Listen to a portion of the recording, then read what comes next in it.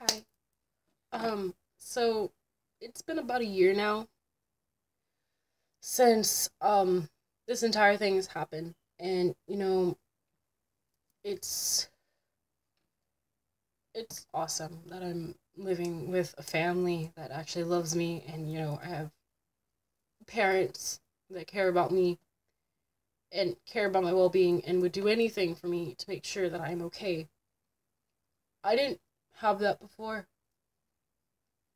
and that sucks. Not everybody has that. And this is what happened to me. Like, I'm not just claiming, like, oh yeah, like whatever, like the only thing that happens to me is the only thing that matters. Like, no, I know this happens to a lot of people, but I mean, this is what I went through. And first off, I really want to thank my family for being there for me, and those like few friends who let me stay at their houses when I couldn't go anywhere else because I was kicked out for whatever reason. Especially to my dad and my stepmom.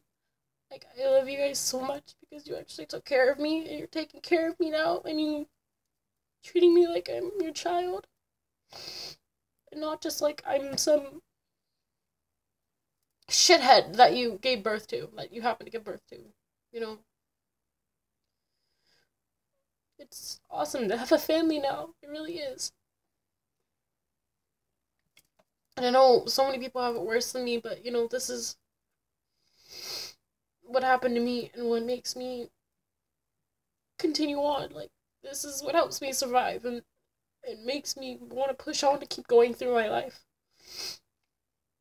Because not everybody makes it out of these situations alive, and not everybody comes out of these situations okay. And I'm not exactly okay, but I'm doing something about it. I'm getting better. But to hope you guys understand, I lived with a really, really horrible person who didn't like to feed me, who didn't like to take care of me, who neglected me, who abused me. Like, there was no there was no tomorrow, and just called me horrible names that no child should ever be called.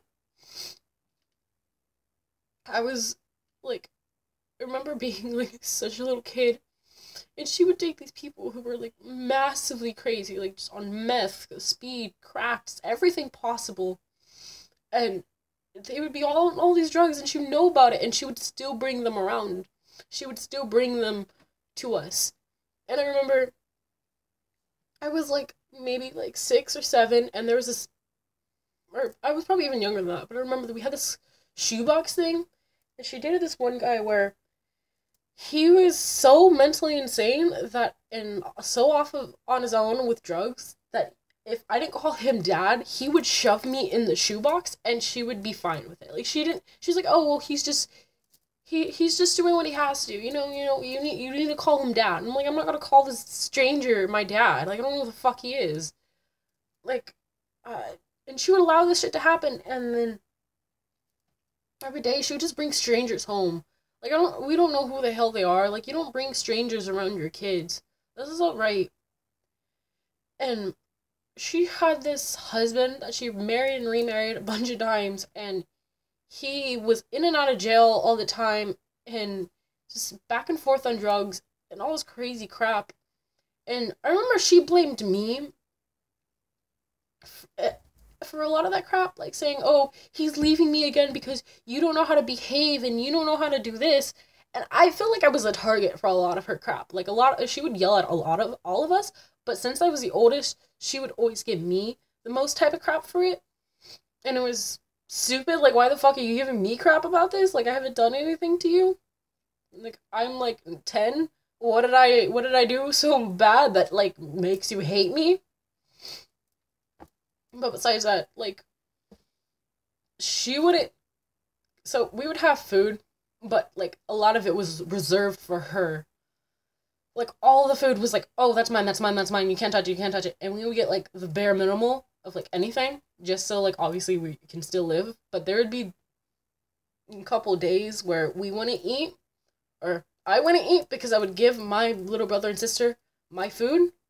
of what I could find or what was able to get because they were hungry and their little kids are growing up. I was a little kid too, but I mean like they needed it a little bit more than I did, and you know all that stuff. But so yeah, it was, and we would get in these stupid fights like about absolutely nothing. It's like nothing, and it would go from like a typical like teen and mom fight to like, oh, I want to date this guy, and no, you can't date it yet, or I want to go out, or you can't go out. It would be stupid things like that, but it'd also be stupid things like, oh no, I'm a vegetarian now, I don't want to eat meat. And then the next moment, I know, like 10 minutes later, I'm being punched, socked in the face for not wanting to eat what she cooked. Like, I'm trying to save you your food. Can I just like have this bread over here? Like, I don't understand what the hell was the point of doing that. Like, I remember there's this one time where I actually was, I don't know if you guys really noticed, but there's a side I can't see right now really because I don't have my glasses on, but there's a side, I'm not sure which side of my face, but there's a side of my face that I got hit a lot, mostly on.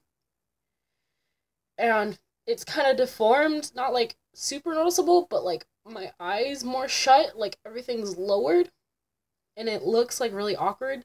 So like on one eye, I always have to kind of like lift it up to make it like look like, oh yeah, I have an even face, I promise. But it was because this is literally because I was hit so many times in the face, and like no one really noticed it because it was just like how I grew up. Like my face just always kind of like started looking slummed down. Like, was your face, I guess, it was always like that? Like, but I know this from being hit all the time because I was always hit on that side of my face. I remember one time I was sitting on I was pushed on the ground and I got hit multiple times in the face. I was always told like, oh no, just tell you got like you fell or something like that. But this type of thing was like you can't hide that type of thing. So I was told to put so much makeup on. Like I looked like a ghost. Like it was just so much makeup. It was retardedly. It was just how much makeup I had to wear to cover that until it was gone.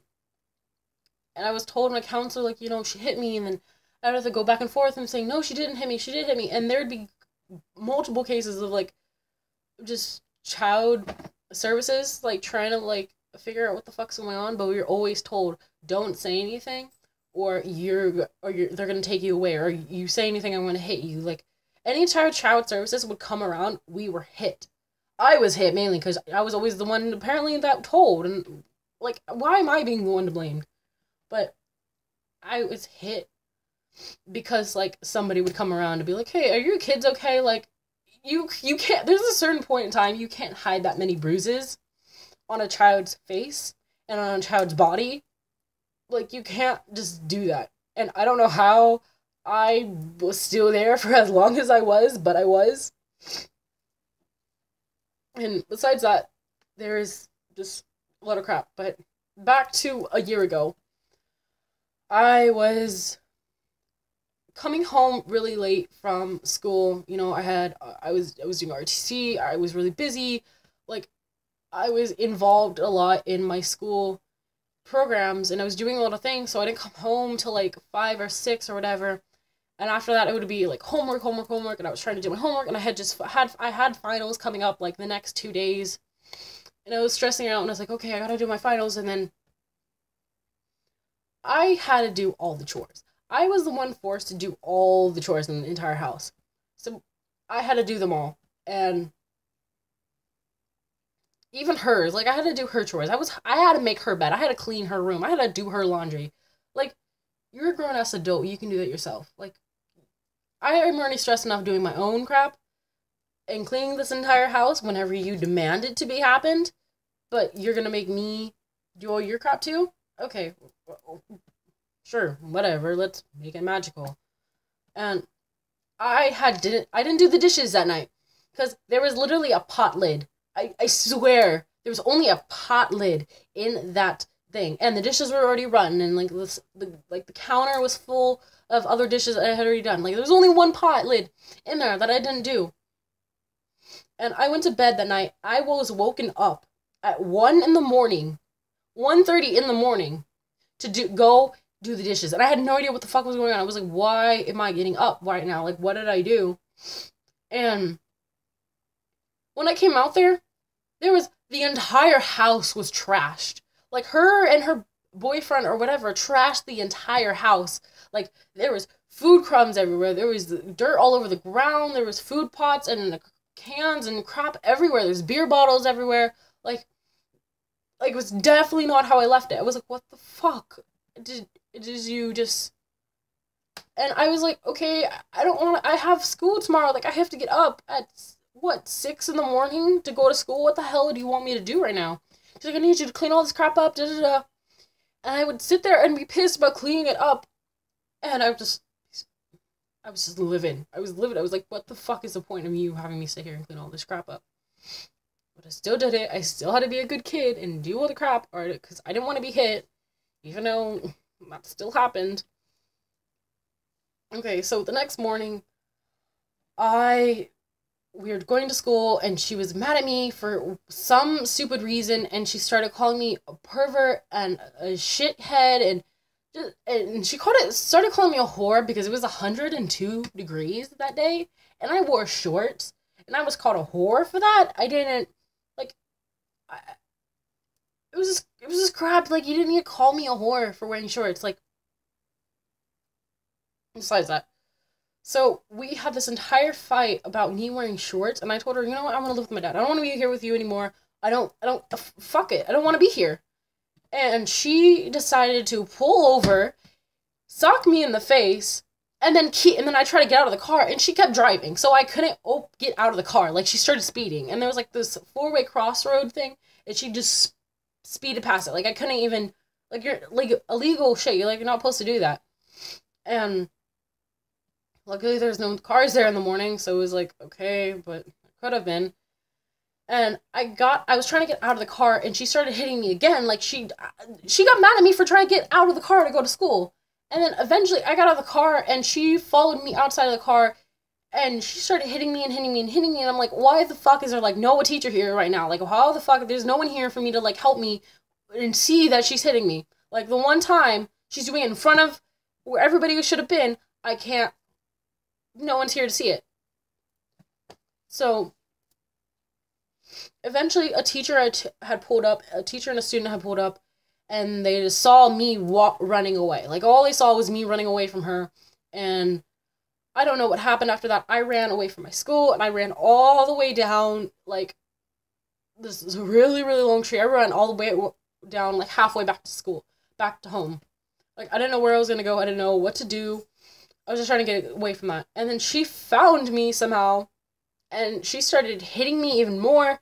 She got out of the car and started making this big-ass scene in front of, like, the 7-Eleven or some crap, and started hitting me and making this big-ass scene, and then she started pulling on my clothes and started ripping my clothes halfway off of me and all this crap, and then it was just such a mess, and I was getting hit in the face multiple times, and I was trying to get her off of me and push her off of me.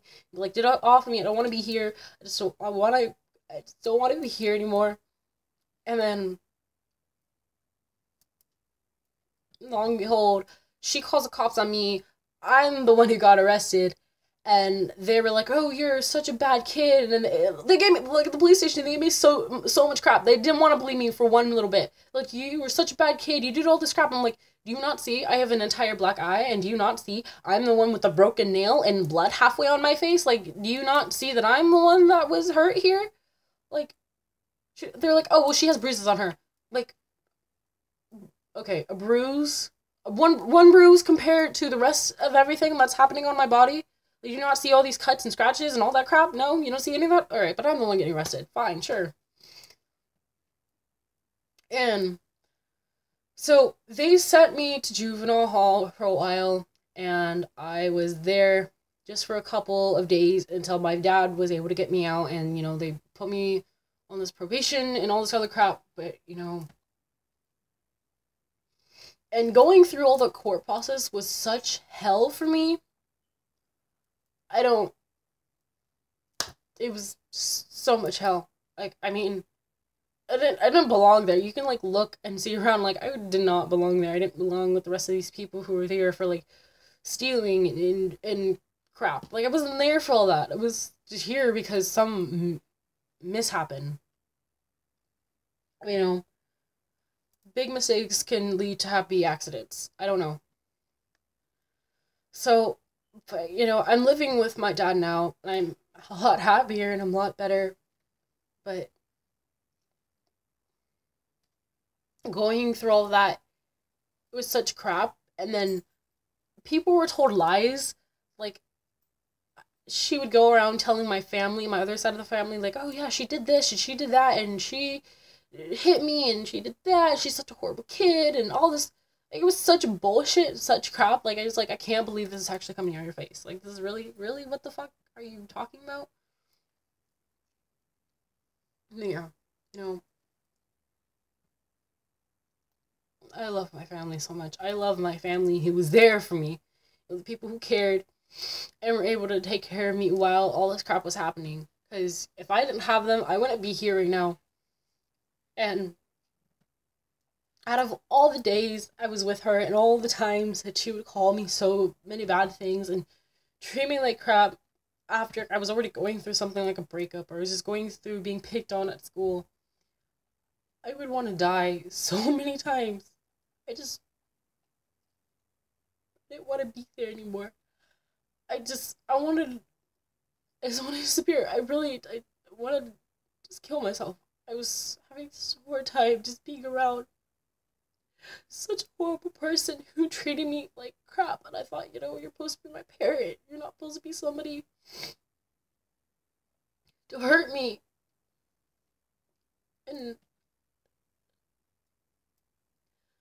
I was in the hospital a couple times. I would have to be there by myself. Like, she didn't come to, like, be there. Like, are you okay? No, because she knew she was the reason I was there. She didn't give a crap.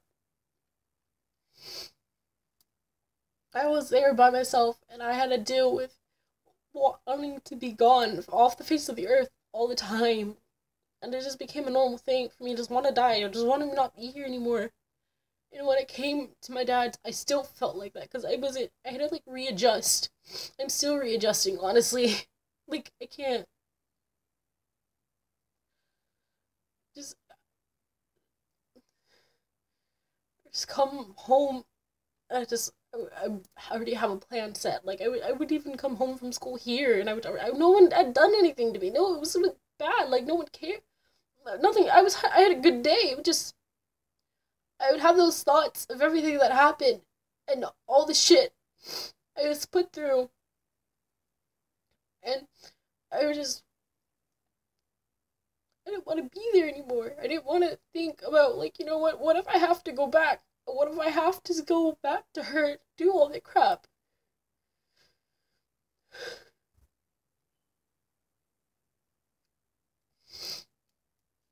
I'm sorry, it's just, fuck.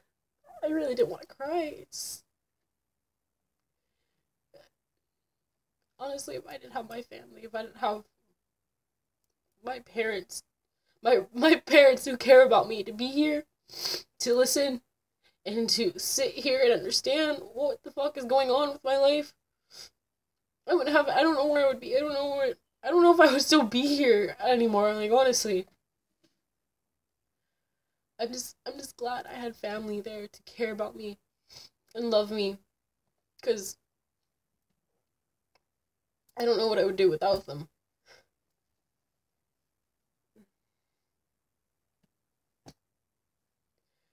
So that's basically the entire thing of what really happened. But I'm glad I'm with my dad now. I'm glad I'm with Meredith now. I'm glad I'm with my family who cares about me. And now every time I see them, it's like it's one of the greatest thing ever. Because I realize these are people who actually love me and who actually want to take care of me and love me for me and not like, oh, some person they want me to be. They love every little quirky aspect about me. They love me being around them. They always want me to come over. Like, it's nice to have family like that. Family who cares. I'm not saying my other family didn't, but it was just, they didn't understand. and they didn't know what was going on, and they were always so far away. Like they would always be in like a different city or a different state, and it was like so hard for them to connect and understand and be around to see everything that was going on. You know, my dad and my mom, my stepmom, they love me. They tell me every day how beautiful I am. They tell me how I'm such a smart person and how I'm gonna make it big one day. Like, and I'm a good person. And I don't think I've ever heard them once say a bad thing about me. And such just an environment change. It's to have parents that love you. Like, I never understood how these kids. I would go to a friend's house and I would have to stay at a friend's house because would be kicked out of my own house. And they would have these nice dinners and they would be happy to be with their parents. And I just, like, it was nice. It was nice to be around that, to see that. And their parents took me in as their own and were like, you're our kid too. Like, I don't know, it was just really nice for all that. And I know there's people who have it worse than me. There's people who've been worse, who've had it worse than me and have been through a lot of shittier things. But, this is what happened to me. And I'm glad I have family to care and to love me for me, not some person they want me to be at all. So, yeah, just thank you guys so much for listening to all this. And, mom, dad, I love you guys so much. So, the rest of you guys out there, thank you for helping me get through this, because if I didn't have anybody else out there, I couldn't do it.